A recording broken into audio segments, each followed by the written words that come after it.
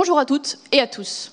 Films, jeux vidéo, je vous invite à entrer avec moi dans ces mondes virtuels qui font aujourd'hui partie de notre quotidien, et plus particulièrement d'explorer leur création.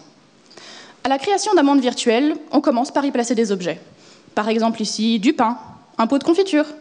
Mais ces objets, à leur création, sont tous d'un même gris parfaitement uniforme, comme s'ils étaient tous faits de la même matière. Ce petit déjeuner est bien triste, personnellement je ne le mangerai pas.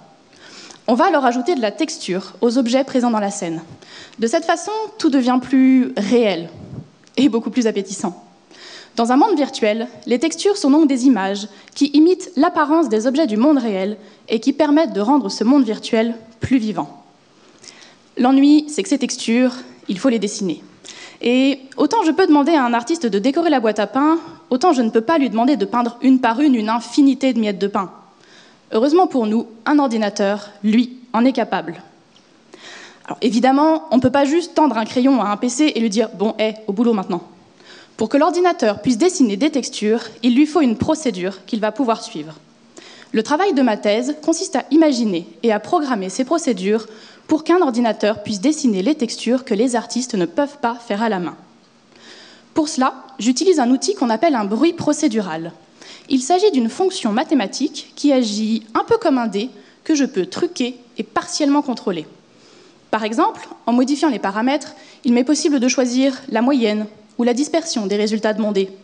Je peux également choisir si certains motifs spécifiques doivent apparaître dans ces résultats. Grâce à ce dé, l'ordinateur va pouvoir tirer des nombres aléatoires. Je vais ensuite définir une palette de couleurs à laquelle l'ordinateur aura accès. Par exemple, des nuances de brun et de beige, si je veux dessiner la texture pour le pain. Pour chaque petit morceau de texture, l'ordinateur va lancer son dé et choisir la couleur dans la palette en fonction du résultat obtenu. De cette façon, il va peu à peu créer la texture pour des miettes de pain, toutes similaires par leur couleur, mais toutes différentes grâce à l'aléatoire apporté par le dé. La difficulté suivante intervient lorsque l'on observe les textures de loin. En effet, si on regarde le pain de très près, on peut voir chaque nuance de couleur. Mais si on le regarde de loin, on ne verra pas tous les détails. Seule une couleur moyenne sera visible. Or, si je veux que ma texture puisse être utilisée dans un jeu vidéo, je ne peux pas me permettre de calculer tous les détails pour au final ne pas les voir. Le calcul doit être le plus rapide possible. Je travaille donc sur une procédure pour que l'ordinateur puisse utiliser le dé et la palette de couleurs de la façon la plus efficace possible, quelle que soit la distance à laquelle la texture est vue. Grâce à cela, il m'est possible de rendre ce petit déjeuner virtuel aussi appétissant, de près que de loin. Merci.